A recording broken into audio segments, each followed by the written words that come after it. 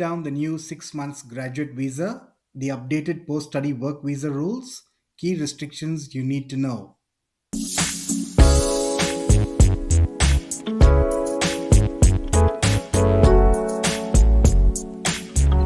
Good day, everyone, and welcome to our channel. If you're planning to study in New Zealand or already an international student, this is something you cannot afford to miss. New Zealand has just announced major changes to the post study work visas in 2026, including a brand new short term graduate work visa and expanded pathways to the post study work visa. But here's the catch, these changes could either open doors for you or completely limit your options depending on the course you choose. So, in this video, we'll break down the new 6 months graduate visa, updated post study work visa rules, key restrictions you need to know, and how to choose the right study pathway. Let's get into it. First up, the biggest change. New Zealand is introducing a short term graduate work visa expected to launch in late 2026.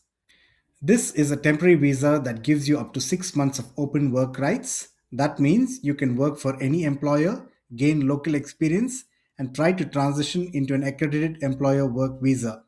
To qualify, you must have at least New Zealand dollars 5,000 to support yourself, not have held a post study work visa before, meet the health requirements. And importantly, you must have completed a qualification at New Zealand Qualification Framework Level 5 to Level 7, studied full time in New Zealand for at least 24 weeks.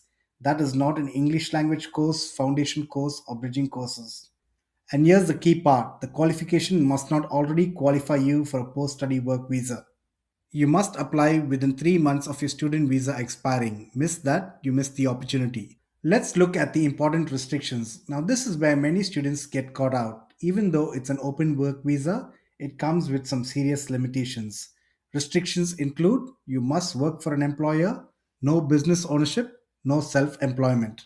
Let's look at the family limitations. You cannot sponsor a partner for a work visa, children for dependent student visas. However, your partner can apply independently. Your children can still apply as international students. This is a one time only visa. You cannot extend this visa. You cannot apply for it again. Lastly, let's look at the study restrictions after this visa.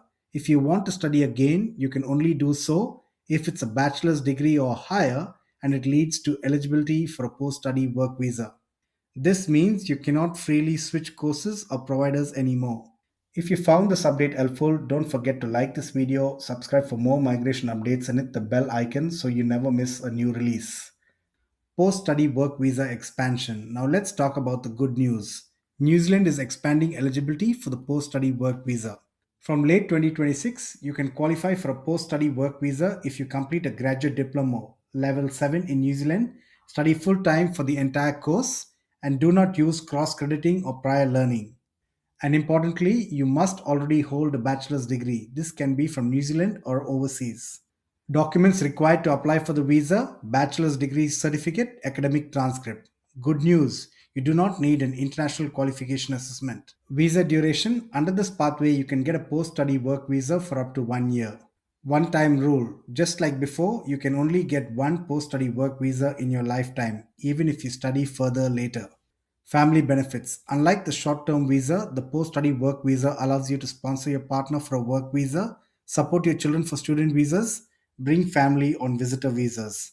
This makes it much stronger long-term option.